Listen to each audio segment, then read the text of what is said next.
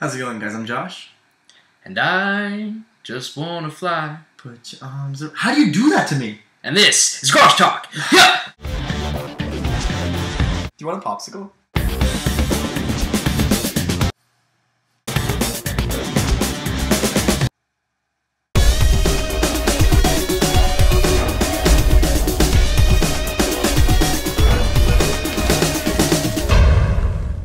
What's up, guys? You're watching Grosh Talk. The show where we look up stuff that you don't care enough to look up. And Josh got a haircut. Thank you, Graham. Yes. Today we're going to start off with one of my favorite YouTube stars. I think he's, what, 17th most popular on YouTube? I just know he's French. Something along those. We're talking about Remi Gaillard, I think you pronounce it. Remi Gaillard. Remi Gaillard. Yeah. He's an internet prankster. He goes around doing funny things. It usually involves like an outfit, like a suit. Some kind of, theme. Animal suit. And normally police officers. Yes, he usually does a lot of stuff. Sometimes. Yeah, he does a lot of stuff with police. Definitely and, an anti-authoritative figure. Yeah. And a big fan of soccer.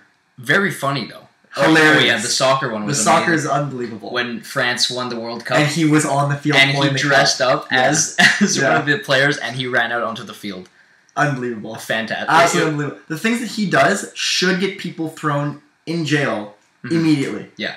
And he doesn't have a police record. Not a single charge has ever been laid and stuck against Remi Gaillard. I have no idea how he pulls that off. I don't... Because you always see him, like, especially when it's something organized, like when he was on the field, you know, as soon as somebody realizes it's not somebody who's supposed to be there, they grab him and take him off. He should get charged. Did they find out that he was... Because in the video, the other players on the team, they're like, like hugging him. They're hugging him. One guy looks at him kind of, but then he just goes back to celebrating. Yeah. Right? Well, I mean, and he gets interviewed, doesn't he? I don't know. I think there's like a... I think there might be. And he gets interviewed. Hilarious. But like... It's a play on words. Yeah. That was a good one. But I'm not a rapper. No. I'm just so surprised that he hasn't been charged for anything, especially the kind of stuff that he does. You know, technically YouTube is his job. Maybe a lawyer could say he was just doing his job. Yeah, and he wasn't hurting anybody, so it was just a joke. I don't know. But, like, when you take a police officer's hat, that's public mischief, right? That's against the law. And he takes his hat and he runs away and the cops, like, tackle him down. Yeah. No charge was ever laid. Maybe... You know, when he's in the cop car, he's like, listen, just go on the internet and check out my site. And they just start dying laughing at the kangaroo kicking fishermen into the water. Yeah. So, like, all right, we'll let you go if you keep us in the video kind of thing. Yeah. Maybe that happens. I mean, it's possible. I don't know. He's that I mean, millions of views for each video. He really is hilarious. Yeah. If you guys haven't seen Remi Gaillard, or Remi Gaillard, as Graham pronounces it, definitely check out his video. We're going to put a link for it right up there. Yeah.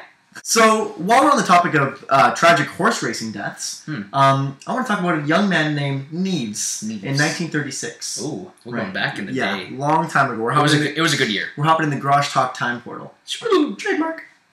Anyways. It makes that sound too. And then we're in the past. Yeah. So, a 19-year-old young man, Neves, was a horse jockey back in 1936. Horse jockeying was just getting started, I think, around then. It was probably somewhat popular at this point. Doesn't matter to the story. Oh, good. Has nothing to do with anything. Good. Either way, during a race, he was, I believe, in 5th place. A bunch of horses in front of him. Probably a couple horses behind him. I don't watch horse racing. I don't know. I'm assuming there's more than 5. You never know. Maybe it was a very stacked race. I don't know. Anyways, the horse that was in first was too close to the wall. Clipped it, fell, tripped up all the other horses. His horse tripped and flipped and landed right on top of Neves. Young Neves. Oh, good. Neves was pronounced dead at the scene. Morbid, I'm sorry. But pronounced dead. His body was very much broken. I'm assuming he was mangled. Horses weigh a good amount. But they are racing horses, so maybe there's some carbon fiber going on. There's probably like a spoiler or something. They take out the spare tire. Yeah. He was brought into the emergency room where they put the toe tag on him to pronounce the time of death and things of that nature. His friend, in a last-ditch effort, was a doctor and had an adrenaline needle on him. He stabbed it into his heart, popped it down, and I believe it was 20 minutes later, he walked back out onto the field. Totally fine. He walked back out onto the field 20 minutes later after he had been pronounced dead. That's unreal. It gets better. Oh, good. The next day, He comes back from death and it gets better. the next day, he died on a Thursday. So the next day, Friday, he won the title in the next race. He just had the best couple days ever. That's pretty incredible. He sees the gates of heaven, and then he's just macking on the horse track. Why not? St. Peter's like, hey, yo, you ain't done yet. And then he's back on Earth winning horse races. That's scary a little bit. It's like that movie Down to Earth. Yes! Only he comes back into his own body. And I kind of enjoyed reading about this. Yeah. So that's a difference. There's a difference right there. That was a shitty movie! Yeah, I mean, he's dead now. Mm-hmm. He actually died in 1995. Well, I would assume if in 36 he was 19. Yeah, but it's just pretty intense that not very many people can be pronounced dead twice in their life.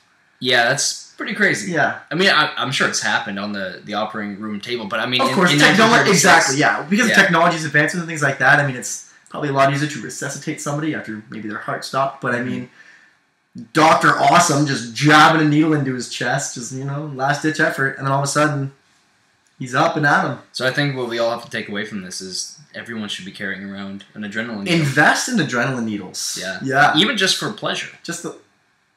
So, what we want to know is, and it's kind of morbid, I think, but, put some thought into it, and remember, you do come back. But if you could die in some kind of spectacular fashion... Any fashion. You could wear whatever you want. And then be brought back to life, basically immediately after, what would you want to do? What would you want to do when you get back? Let us know in the comments. Anyways, guys, thanks a lot for watching another episode of Grosh Talk. If you like what you saw, definitely hit the thumbs up button down below. It helps with the show a lot. If you want to leave a comment or answer the question that we asked, leave it in the comment space down below. If you want to watch with your friends, share it to your Facebooks or your Twitter. And last but not least, if you want to watch more of our videos or be alerted when new ones come out, hit that subscribe button. We'll talk to you later, guys. Peace.